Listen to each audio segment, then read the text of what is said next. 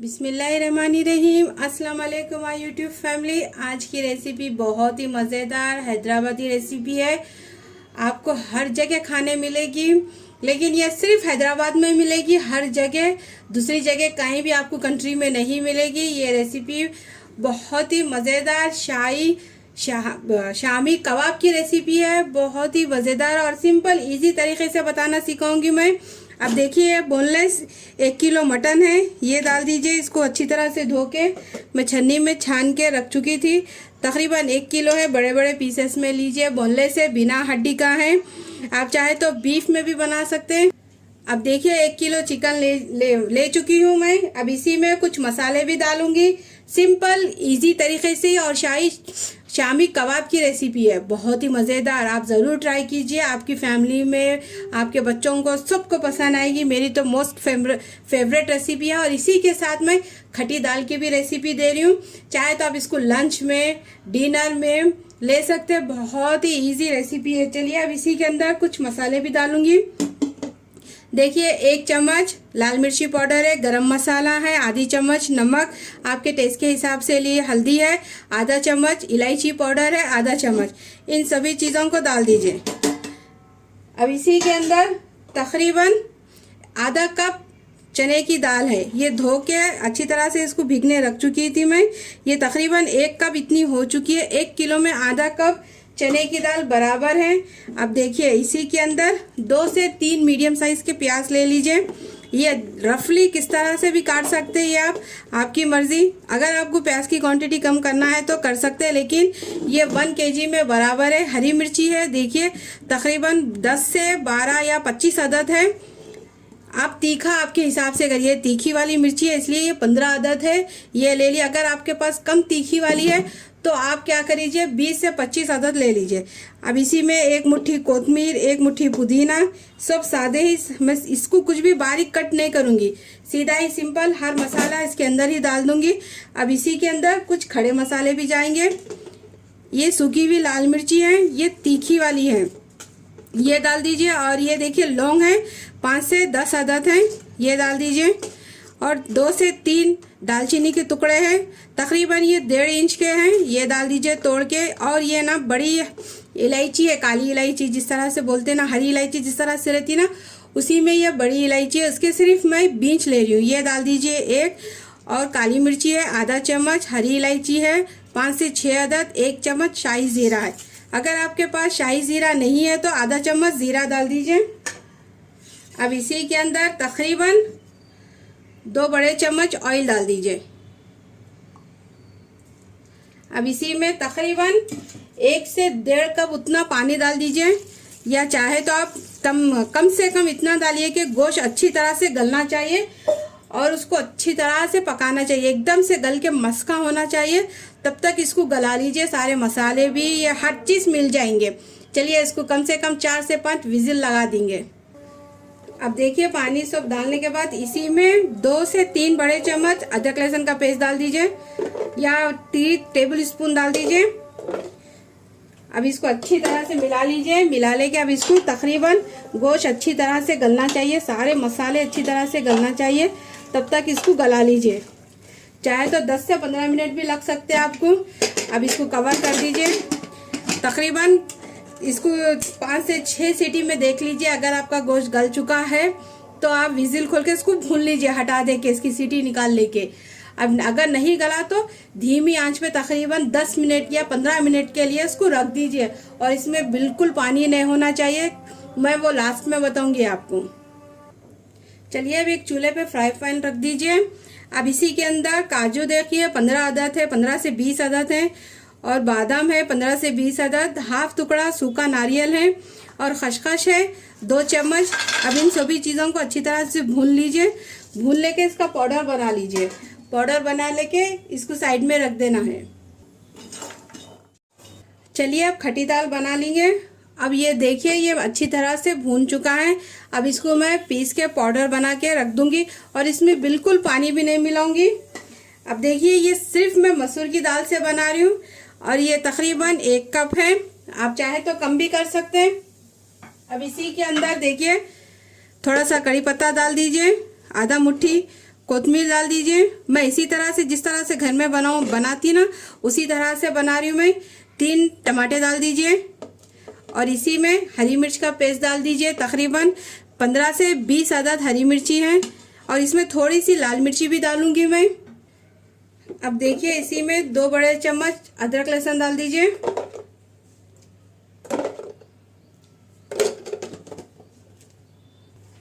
अब इसी के अंदर लाल मिर्ची पाउडर डाल दीजिए आधा चम्मच। ये आपके टेस्ट के हिसाब से डालिए। अगर हरी मिर्ची आप खाली हरी मिर्ची की बना रहे हैं तो हरी मिर्ची डाल दीजिए। अब इसी में आधा चम्मच हल्दी पाउडर डाल दीजिए। अब इसी में नमक डाल दीजिए 2 चम्मच। अब इसी में तकरीबन 1 कप उतना पानी डाल दीजिए। अब डाल के ढक्कन लगा के 2 से 3 सीटी दे दीजिए। अब लीजिए इसको अच्छी तरह से ढक्कन लगा चुकी हूँ मैं। तकरीबन 3 सीटी दूंगी क्योंकि दाल पहले से ही आधे घंटे के लिए मैं भिगाने रख चुकी थी। ज़्यादा नहीं भिगाऊंगी और ज़्यादा नहीं गलाऊंगी।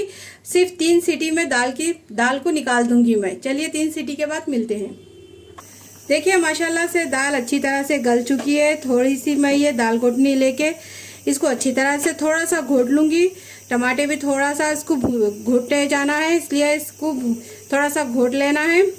अगर आपको थोड़ी सी दाने दाने वाली दाल पसंद है तो इसको थोड़ा सा घोट लेके बंद कर लीजिए। देखिए ये रेडी हो चुकी है।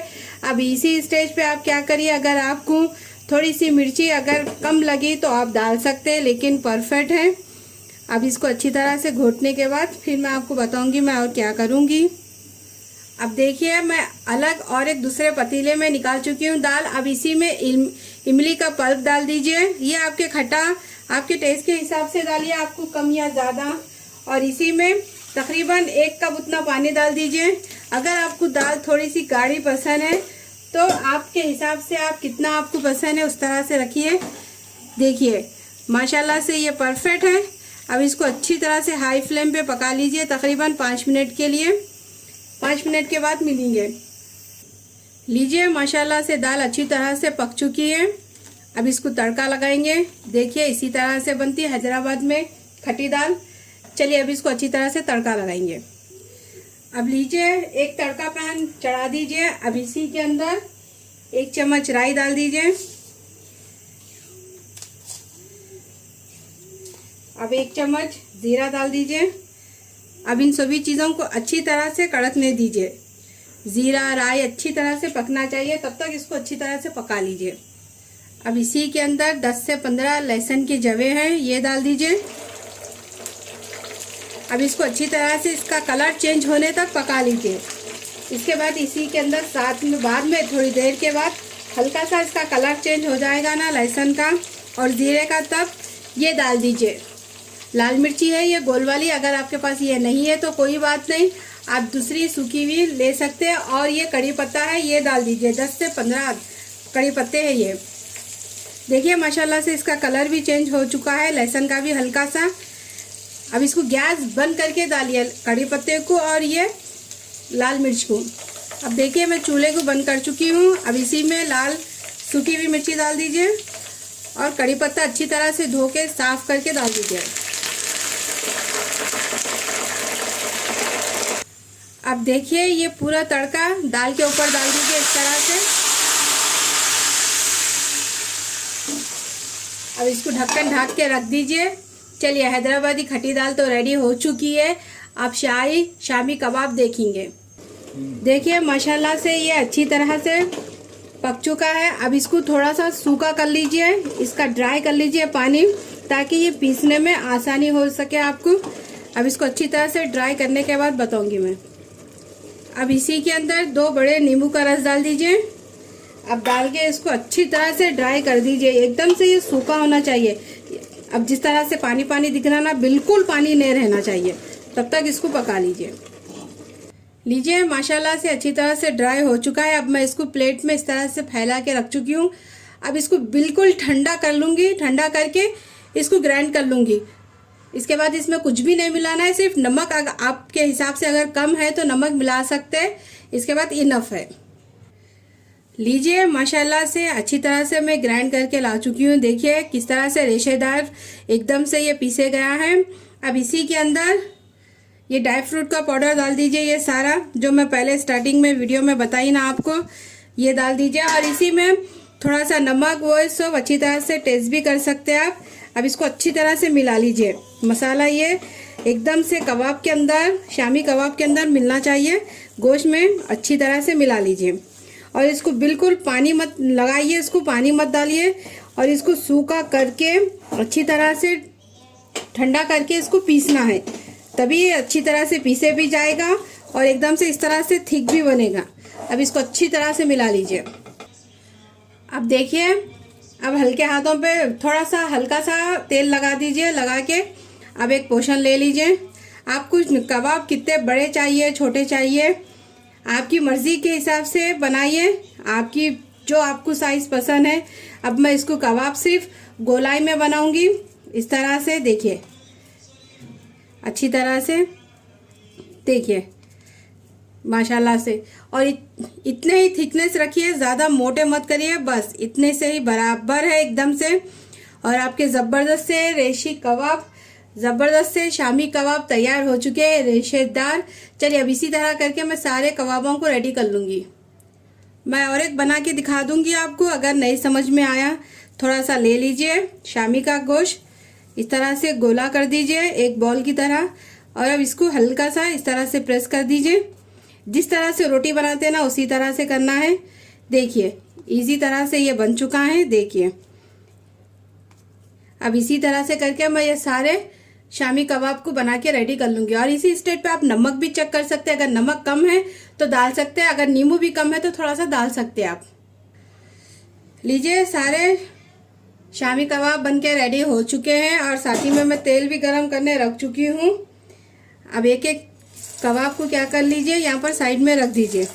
मीडियम फ्लेम पे इसको अच्छी तरह से गोल्डन फ्राई होने तक, इसको अच्छी तरह से क्रिस्पी होने तक फ्राई कर लीजिए।